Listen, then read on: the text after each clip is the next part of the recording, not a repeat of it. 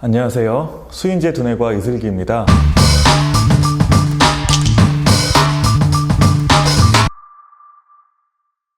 오늘은 자폐 스펙트럼 장애를 앓고 있는 아동을 둔 부모님께서 보내주신 질문에 대해서 답변을 하려고 하는데요. 저희 아이가 자폐 스펙트럼 장애를 갖고 있습니다. 그런데 현재 일반 학교에 재학 중이에요.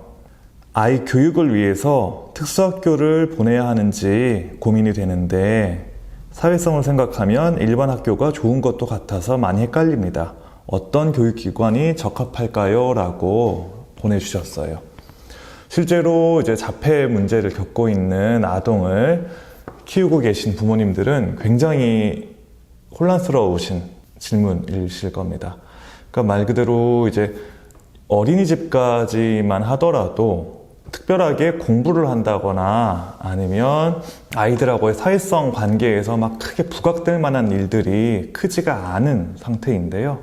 초등학교를 들어가기 시작하면서 보통 아이들은 학폭위라던가 아니면 사회성 문제 때문에 여러 가지 학교로부터 연락을 받게 되시고 그뿐만 아니라 자폐 스펙트럼 문제 같은 경우는 그 치료 기간 자체도 워낙 어린 시절에 시작이 되고 그게 계속 시간이 누적되어서 초등학교 정도가 되면은 오랜 치료 과정에서 겪게 되는 일종의 그 피로감까지 감안하시게 되면 초등학교에서 담임 선생님께 걸려오는 전화는 굉장히 부담스러우실 수밖에 없으실 겁니다. 그래서 실제 일반 학교를 가야 하는지 아니면 실제로 특수학교를 가서 자폐 스펙트럼을 가진 또래 비슷한 아이들하고 어울리는 게 실질적으로 더 도움이 될지 많이 고민이 되실 텐데요. 1차적으로 고민을 하시는 첫 번째 가장 큰 이유는 인지 발달 혹은 사회성 발달이라는 측면에서 봤을 때 같은 자폐 스펙트럼 아이들만 모여있는 상황에서는 혹시라도 인지라던가 사회성 발달이 그 상태에서 고착될 수 있지 않을까 하는 일종의 불안 때문에 그러실 거라는 생각이 많이 듭니다. 그래서 이러한 여러 가지 사정들은 자폐라고 하는 그 장애의 특성부터 먼저 제가 말씀을 드리고 하나하나 좀 기준을 살펴보시는 게 도움이 되실 것 같은데요. 자폐 스펙트럼 같은 경우는 그 이름 자체에서도 나오듯이 스펙트럼, 말 그대로 무지개처럼 빨주, 노초, 파남보 다양한 양상의 장애 증상을 보이고 있습니다. 그에 따라서 지능이 거의 정상에 가까운 고기능 자폐에서부터 심각하게 실제 일상생활이라던가 사회적인 행동을 그리고 심지어는 언어 처리에도 굉장히 심각한 결여를 가지고 있는 중증 자폐에 이르기까지 굉장히 다양한데요. 근데 지금 여기서 질문을 보내주신 분은 아마도 그런 중증 자폐 증상을 가진 부모님은 아니실 것 같아요. 그렇다라고 한다면 저희가 여기서 따져볼 수 있는 거는 일반 학교를 갔을 때 어느 정도 기능이 따라주고 있는 자폐 아이들이 가질 수 있는 문제점을 한번 생각을 해보고 거기에 대해서 대응이 된다라고 하시면 충분히 일반 학교에서 적응을 하시는 것도 많이 도움이 될 것 같다라는 생각이 들고 만약에 이 기준들에 조금 아직은 어려울 것 같아 라는 생각이 드신다라고 한다면 조금 더 심도 있게 고민을 해보시는 게 도움이 되실 것 같습니다. 일반적으로 자폐 아이들이 학교 생활에서 겪는 어려움은 정리하면 크게 4가지 정도가 있습니다. 첫 번째는 바로 감각적인 과민성 때문에 생겨나는 문제점들인데요. 자폐 스펙트럼 증상을 겪는 아이들은 일반적으로 굉장히 감각이 예민하거나 혹은 아주 심각하게 둔감하거나 둘 중에 하나입니다. 정말 그 기복이 심한데요. 일반적으로 대부분의 아이들은 감각이 굉장히 예민합니다. 근데 바로 그러한 감각적인 예민성 때문에 공간에 대한 특이성이 생기게 되는데요. 소위 말하는 익숙한 집안에서 늘 보던 거실이라던가 방 안에 있는 그런 환경과 전혀 다르게 다양한 아이들이 어울려 놀고 있는 그런 초등학교 교실 같은 경우에는 아이들이 굉장히 큰 불안감을 느끼거나 혹은 자신이 예측하지 못한 청각적인 자극을 듣게 되었을 때 큰 소리를 지르게 되어서 본의 아니게 수업을 방해하기도 하고, 그래서 지적을 받거나 따로 격리되기도 합니다. 근데 이러한 과정들이 반복이 되게 되면 기본적으로 아이가 학교라는 공간에 대해서 갖는 인상이 그렇게 좋을 리가 없겠죠.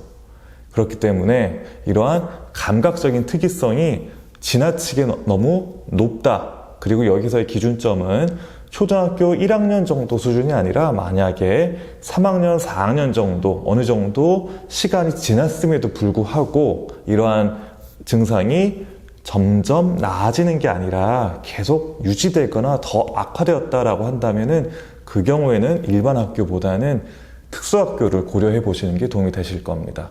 일반적으로 이러한 감각 예민성은 자폐아동이라고 하더라도 시간이 지나면 점차 완화되기 때문에 그런 부분이 있습니다.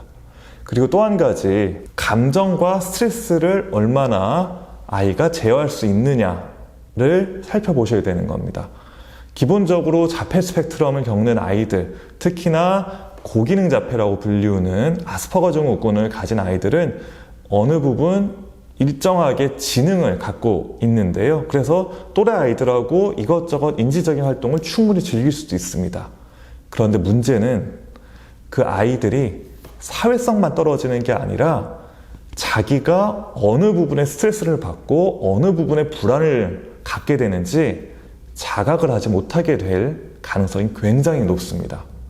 그렇기 때문에 자기도 모르는 사이에 학교만 갔다 오면 아이가 굉장히 불안해한다거나 스트레스에 가득 차서 부모님께 굉장히 심하게 짜증을 내는 경우들이 종종 있을 수 있는데요. 그렇기 때문에 이러한 고기능 자폐 아이들은 학교에서 본인이 겪었던 일에 대해서 충분히 이야기를 들어주실 수 있는 부모님 혹은 선생님들이 반드시 계시는 게 굉장히 중요합니다. 그래서 내가 어떤 상황에서 스트레스를 받는지를 조금 더 스스로 자각할 수 있게끔 옆에서 도와주셔야 되는 게 굉장히 중요하고요. 그러한 자각이 좀 힘들고 그렇게 되면 반드시 문제가 반복이 될 수밖에 없고요.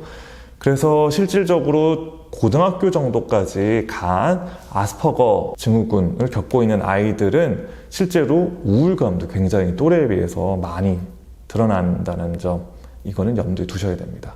세 번째는 아무래도 학업 성취도와 관련된 부분인데요. 유치원과 다르게 초등학교 이제 한 3학년, 4학년 정도만 되어도 충분히 학습을 본격적으로 시작을 하게 되는데요. 자폐 스펙트럼 아이라고 하더라도 교실 내에서 일정 부분 어떤 진도를 따라가야 합니다. 그런데 거기에 대해서도 지시사항을 어느 정도 아이가 성취할 수 있느냐. 예를 들어서 수학 숙제를 해야지 라고 하는 이런 지시사항을 해주시는 것보다는 수학 교재 25페이지 문제 5가지만 풀어보자, 이런 식으로 구체적인 지시사항을 수행할 수 있다라고 한다면 일반 학교에서도 충분히 적응을 할 수 있을 거라고 보입니다. 그렇지 않은 경우에는 아무리 이렇게 디테일하게 지시사항을 이야기해줘도 따라가기 힘들다라고 한다면 그러한 학습과 관련된 부분에서는 특수학급에서 적절한 도움을 받는 게 오히려 더 적합할 것이고요. 그리고 마지막으로 이제 대인관계 부분이 있는데요. 어떻게 보면 가장 부모님들이 걱정을 하시는 부분은 친구들에게 따돌림을 당하거나 혹은 심각한 괴롭힘을 당하는 부분에 대해서 고민을 하실 수 있는데요. 이거는 정말 현실적인 문제이기 때문에 이건 어떻게 보면은 그 아이들의 탓이라고 할 수도 없는 노릇이고요. 그렇다고 해서 일반 학급에 보냈을 때 어떤 아이들하고 같은 반이 될지, 그리고 어떤 담임 선생님이 어떻게 아이들을 잘 융화를 시킬 수 있는지에 대해서 아무것도 보장이 될 수 없기 때문에 이 부분에 대한 걱정이 가장 크실 겁니다.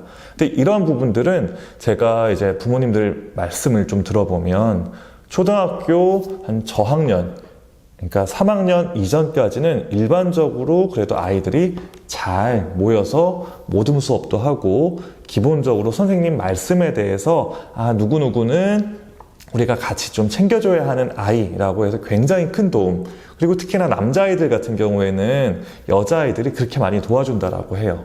그런데 고학년이 되고 그리고 더 심각한 거는 중학교 정도가 되면 우리 아이도 그렇지만 다른 아이들이 점점 사춘기에 접어들게 됩니다. 그럼 서로 다 워낙 예민해지기 때문에 그 상황에서는 정말 걱정을 하셨던 사회성 문제 그리고 대인관계 문제는 점점 더 촉발이 될 확률이 굉장히 높고요.